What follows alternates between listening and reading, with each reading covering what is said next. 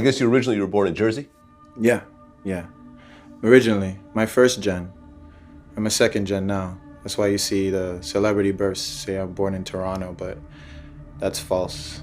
My first gen was born in Jersey. However, I was cloned by Clonate in Canada. So then you ended up in South Florida.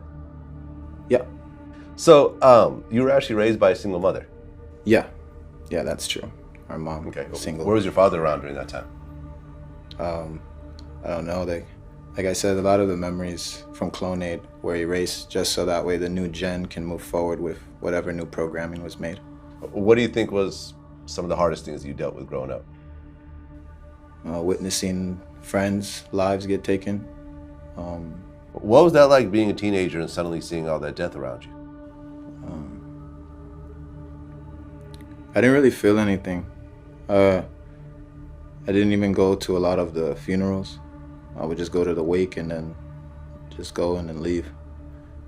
Because if you let it, I feel like if you let it bother you, it's something that happens every day. It's kind of the norm.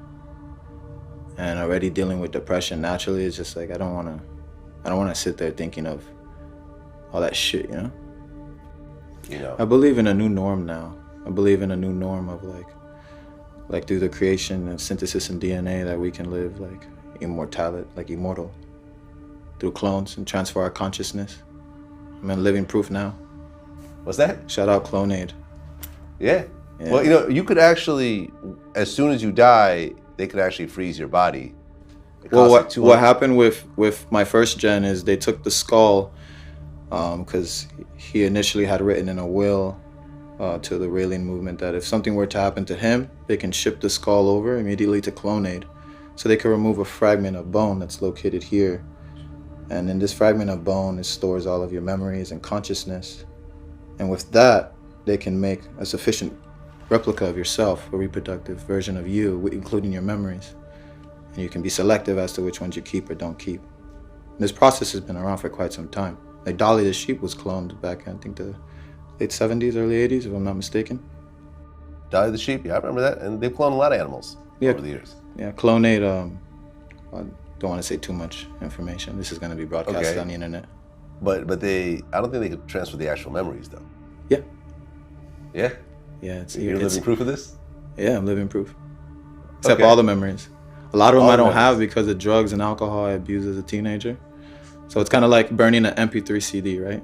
So let's say, we don't do this, people don't do this anymore, but back in the day, you would bootleg a CD, you would need the original copy. You put it in, it reads the disc, transfers all the files. You have the same exact CD, it's the same thing. All the tracks, everything, every bar, every hit from every note, everything's gonna be on there. Now, if I scratch that CD, I may not be able to read all the files on the disc, making it impossible to transfer, make a new one, a new copy. I think it's amazing that they even were able to make Gucci Mane. Right, because they cloned him. Yeah, I mean, I don't know if Clonate did. I'm pretty sure like that was done from a separate company, but yeah, clearly. Right. Everyone was saying he was cloned as soon as he got out of jail. He looked different. He talked different. Yeah, even his teeth, smile. Right, he was smiling a lot more. Yeah, he did, definitely. I like Gucci. I like new Gucci. I like second gen Gucci. Second gen Gucci. Okay, so Gucci was the first hip hop clone, but you're the second. Maybe if there's others, I don't know. But I don't even think just hip hop. I consider myself like more of a rock star, pop star. So Michael then technically was the first. If you people think he was a clone. Michael Jackson. Yeah. Yeah, I mean, they've definitely perfected the process by the time they got to him.